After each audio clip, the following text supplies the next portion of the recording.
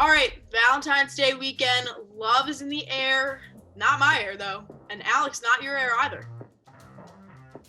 Yeah, definitely not my air. And I know love's not being pumped through to the vents in the Leah Core Center or McGonigal Hall because teams are showing no love to Temple Athletics. But volleyball showing no love to the other teams. And you know who we have a lot of love for? John Chaney. So we're covering all of that plus more on this week's episode of Temple Timeout. But first, let's take a timeout.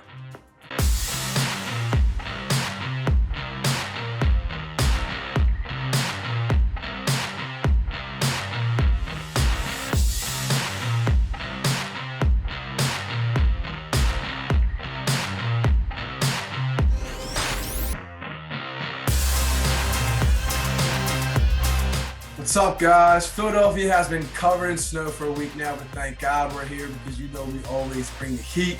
Brooklyn, how are we? Alex, I can't complain. We were supposed to be talking some men's basketball right now, but some positive COVID tests for the ECU program postponed their next 2 games. First game of the home and away series was slated for yesterday at noon at the Leah Core Center, and the second tomorrow at noon away at ECU. Both games have been postponed, and Temple has since scheduled a makeup game at Cincinnati for tonight at 7 p.m.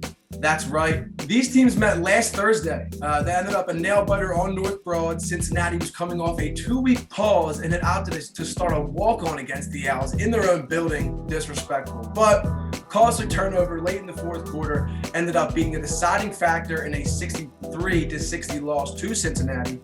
And in that game, Temple didn't have an answer for David DeJulius. He put up 26 points. To me, it felt like 50. The Owls are going to be putting in some extra overtime in the film room to see if they can stop him tonight.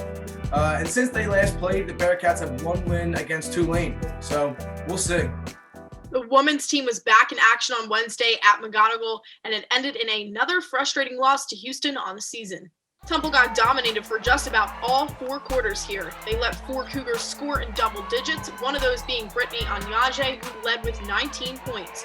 Alexa Williamson put up 19 of her own, but the Owls didn't get enough support around her and got outscored in every quarter.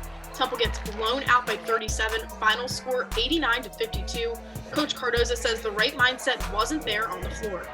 I felt like even beyond the turnovers, because we will turn the ball over. That's something that we're not going to be perfect and we will make mistakes. But I was more disappointed in how we responded. I felt like as a whole, we just shut down.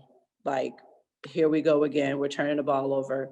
Instead of really banding together and focusing more on getting stops. We are about halfway through February, and it's an important month for college hoops. Let's go ahead and take a few minutes now to talk about these Temple teams, both men and women. First, we'll start off with the women's team.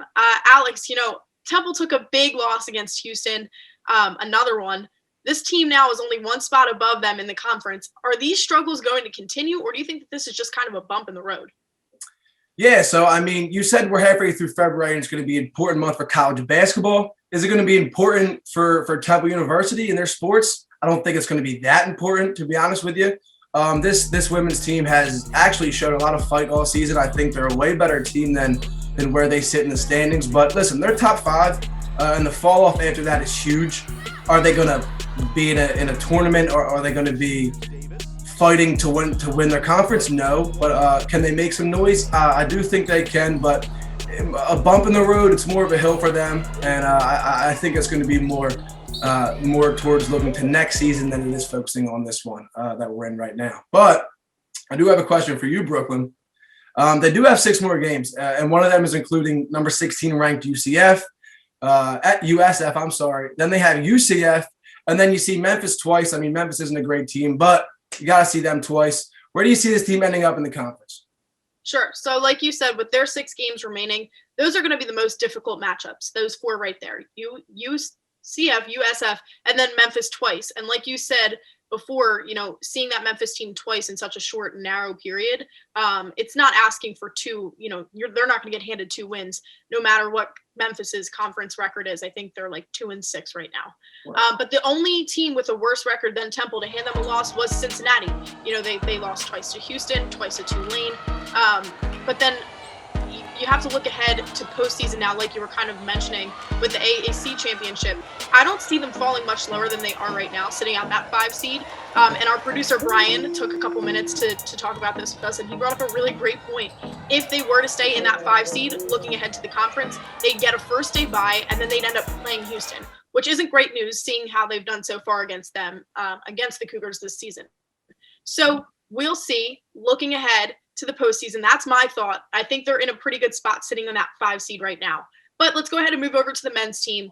Alex, what are your expectations for the rest of their season? It hasn't been a great season so far. Do you think that they make a February run?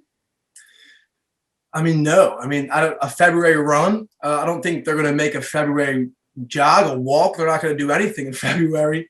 Listen, they know they can beat Tulsa. They have them again. They know they can beat UCF. They've done that. But I mean, that's no promise with this team, okay? Because even those games had you breathing for air in the beginning of them. But they're scheduled for a Cincy rematch tonight. That's going to be interesting, consider what happened last time with them starting a walk-on coming into the Leah Core Center after not playing for 2 weeks and still beating Temple. I mean, what was that? But listen, they haven't seen ESU. They haven't seen ECU. They haven't seen Memphis. They haven't seen USF. They have to go past them three in the final stint of their season. They play Wichita State one more time too, and last time they played them, it was a close game. It was a 3-point loss, and I'm pretty sure in the second half there was only a 1-point differential with Temple being down 1 point. But listen, this Temple team is still figuring out who they are. Are they contending in anything? Not at all. They're not contending in anything. So yeah, they're not a February run. They're not even walking. They're not walking. Also happening on the floor of McGonigal, Temple volleyball is undefeated as they prepare to open conference play at USF this Friday afternoon. Their latest win comes from a sweep against St. John's at home this past Saturday. The first set was a close 25-23 win for the Owls, while the next 2 sets were won by bigger margins. Temple got another huge day out of Myray Bolakbasi, who led the team with 14 kills. Junior Jem Grimshaw finished with a double-double, 10 kills and digs. This past Monday, the late coach John Chaney was laid to rest in a public viewing and a celebration of life ceremony at the Leah Core Center. The sports desk, Jonah Wooten, was at the event and has the story. Behind me is the Leah Core Center, where for 24 years, John Chaney was the leader of the Temple men's basketball program. Today, family, friends, former players, and former coaches all come together to celebrate the life of the man who called this place home for nearly a quarter century. He was an activist. He was a civil rights leader. He made a difference as a teacher, as a coach, and his greatest impact probably came from his genuine humanity and his concerned empathy. I don't know that I met a man more empathetic in my life. During his tenure on North Broad, Coach Chaney led this program to 17 NCAA tournament appearances, including 5 appearances in the Elite Eight. And Chaney also won 8 regular season Atlantic 10 championships with the Owls. And he's coached some of the greats over the years, including Mark Jackson, Mark Macon, and current head coach Aaron McKee. Coach, you gave me that opportunity at life, the one I always wanted. No more, no less. Everything I am today is because of you. I love you. May you rest in peace and strength. Coach Chaney not only leaves behind an incredible coaching career, but also the legacy of changing the lives of generations of student athletes. For Temple Update, I'm Jonah Wooten.